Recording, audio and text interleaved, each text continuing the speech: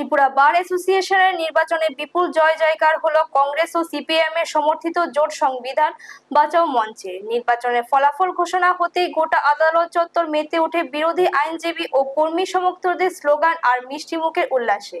রাজ্যের বর্তমান রাজনৈতিক আবহে এই জয়কে অত্যন্ত তাৎপর্যপূর্ণ বলে মনে করছে ওয়াকিবহল মহল।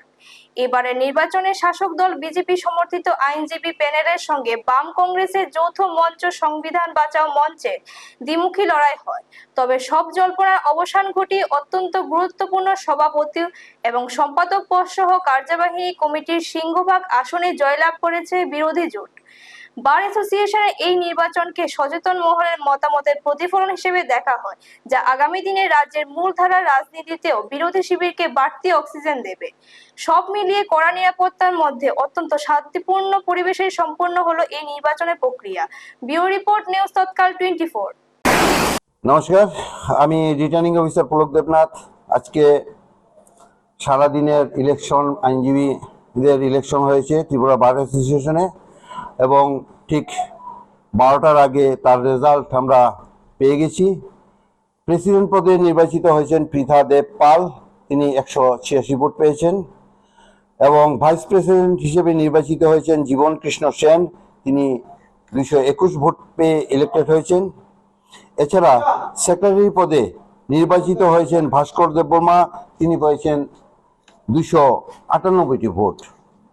এছাড়া অ্যাসিস্ট্যান্ট সেক্রেটারি উইমেন রিজার্ভ যেটা, সেই জায়গাতে মল্লিকা শাহ 319 ভোট পেয়ে নির্বাচিত হয়েছেন এবং জেনারেল অ্যাসিস্ট্যান্ট সেক্রেটারি হিসেবে জেনারেল পদে নির্বাচিত হয়েছেন ভবানী রঞ্জন ভট্টাচার্য 219 ভোট পেয়ে এবং ওমেন রিজার্ভ মেম্বার পদে 3 জন নির্বাচিত হয়েছেন। হাইয়েস্ট ভোট পেয়েছেন রথি দেববর্মা 322 ভোট এবং সেকেন্ড হয়েছেন লিখা ভৌমিক 280 ভোট এবং ভান্ডারি রিয়াং 237 ভোট। এবং মেম্বার যারা জেনারেল, সেই পদে 7 জন নির্বাচিত হয়েছেন। স্বরূপ পণ্ডিত 342 ভোট পেয়ে হাইয়েস্ট ভোট পেয়েছেন। নীলাদ্রি মুখার্জি দ্বিতীয় হয়েছেন 313 ভোট। দেবব্রত দেবনাথ 306 ভোট পেয়ে তৃতীয় হয়েছেন।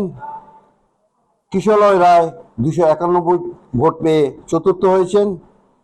দেবজ্যোতি দেবনাথ 271 ভোট পেয়ে পঞ্চম হয়েছেন এবং অনির্বাণ লোধ এবং অর্পণ দাস 266 ভোট দুজনেই পেয়েছেন।